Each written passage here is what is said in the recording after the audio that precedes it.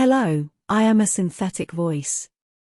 The website's author sent me ahead because, in Italian, he speaks with a local accent, and in English, he speaks like an average Italian speaking in English. With that said, let's begin. Welcome to this guide, in which I will illustrate the features of iRacing Stats. Data has been collected since 2021 and is updated every half an hour, with the latest results. We exclusively cover official races. On the initial screen, the races of the current season are listed in descending order of participation. The L column indicates the required license for participation, while the drivers column indicates how many people have raced. It is possible to view previous weeks.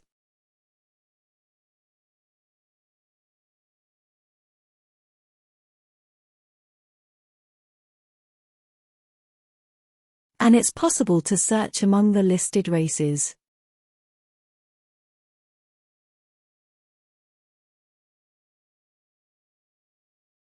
Here, you can choose between road, oval, dirt road, and dirt oval. Now, let's select a route for the season of our interest and proceed to analyze the provided data. At the top, in addition to the back button, the data of the selected weekly race is summarized, including the date and time of the simulation. The sections are 5. The first one displays the races held during the week. The second one is useful for viewing the peak participation times. In the third section, you can find the predicted lap times based on the collected data. The fourth section contains lap time graphs. The last section includes accident graphs. Race section. In this section, we have a list of all the races held, including splits, the number of participants in each split, the strength of field, and the minimum and maximum iRating within each split. Clicking on a row will open the results from the iRacing website. You can also select the desired date for reference. Season participation section.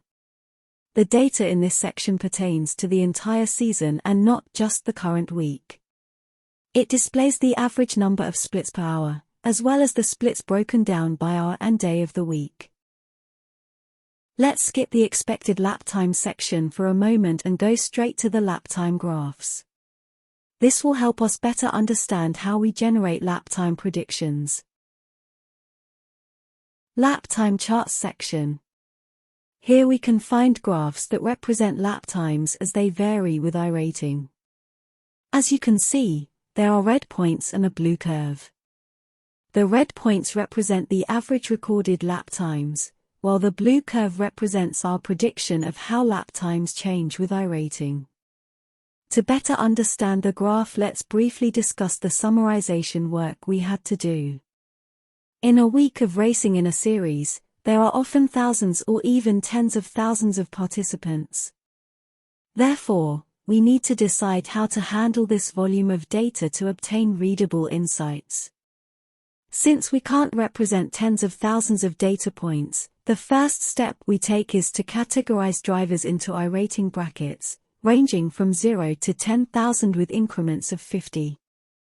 For example, the red point at an iRating of 1000 represents the average lap time of drivers whose iRating falls between 975 and 1024. The one at 1050 represents drivers between 1025 and 1074, and so on. In a nutshell, we've divided drivers into 50-point brackets and calculated the average lap time for each of them. The blue line is our attempt to connect the red points and represent their trend as accurately as possible.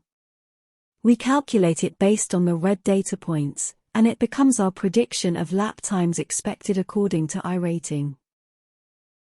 By hovering the mouse cursor over the graph, or tapping with your finger if you're on a mobile device, you can read the values associated with each point on the chart. This interactive feature allows you to access specific information about lap times and iRating as you move across the graph. we provide 3 types of lap times: qualifying, fastest, and average. So, we have the best qualifying time, the fastest lap achieved during the race, and the average lap time during the race. If there are multiple cars of the same category, for example, a GT3 race, in addition to providing the 3 lap times for each type of car, we also provide 3 additional times that represent the average for the entire category.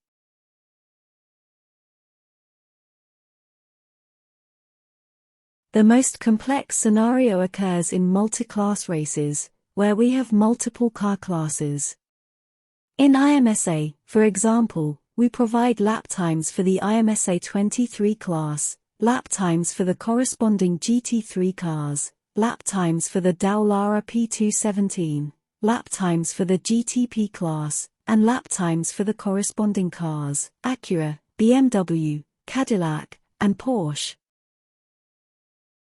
Now, we can return to the section we skipped, the one about expected lap times. These are our predictions, precisely the values from the blue curves we saw in the graph section. Here, we have a quicker and more convenient representation that helps us understand if our lap times will be adequate. We can adjust the iRating by entering it in the designated field or by dragging the slider. Finally, let's move on to the graphs related to incidents. These graphs aim to represent the danger level of the race. A small preamble: the total number of incidents is not very representative because a track with 20 corners will typically have many more incidents than a track with 3 corners. That's why we usually use the average incidents per corner as a measure. For example, if on a track with 10 corners, there are 6 incidents, the incidents per corner would be 6 divided by 10, which is 0.6. For completeness, however, I've also included the average total number of incidents. Furthermore, it makes more sense to represent incidents based on the driver's licenses. But, for the sake of completeness and curiosity, I wanted to show incidents based on iRating as well. The result of this curiosity is that, on certain tracks, the number of incidents decreases as iRating increases, while on others, there is no correlation at all. Back to the main screen, in addition to the current week of the seasons, you can access everything we have in the archive by going to the All Seasons section. Here, you will be presented with a searchable list of all the series. Selecting a series will show you the available seasons, and once you've chosen a season, you'll have access to the list of race weeks. Finally, by selecting a week, you can view its corresponding statistics. If the selected season is the current one, the list of weeks will also include future ones, so you have the calendar at your fingertips. There are other sections where you can find useful information. You can access them using the menu button located at the top left. If you want to know if a car has already raced on a particular track, and then access its related statistics, you can use the Search Car Track Compo section. The Track Stats section provides statistics on track participation and usage frequency. About provides some information about the website, while the Light, Dark, and Auto buttons allow you to choose the light or dark theme for the site. Selecting Auto will use the light or dark theme based on the theme selected in your browser. The car track search is straightforward. Similar to the previous section, you can choose the category of interest, such as road or oval. When you select a car, you'll get a list of the weeks in which it has raced, starting with the most recent ones.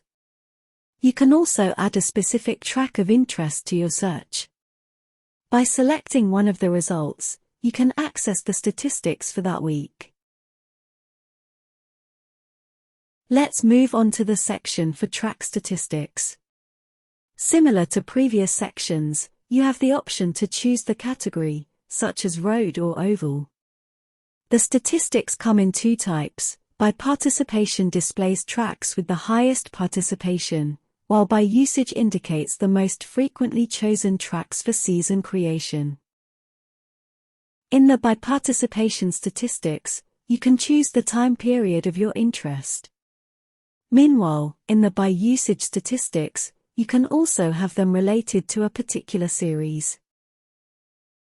Finally, the About section provides information about the data update frequency, the date of the last update, the number of races stored in the database, and my email address for any suggestions or bug reports. We've covered everything that's on the website, or that was available at the time of release, if you're a future listener.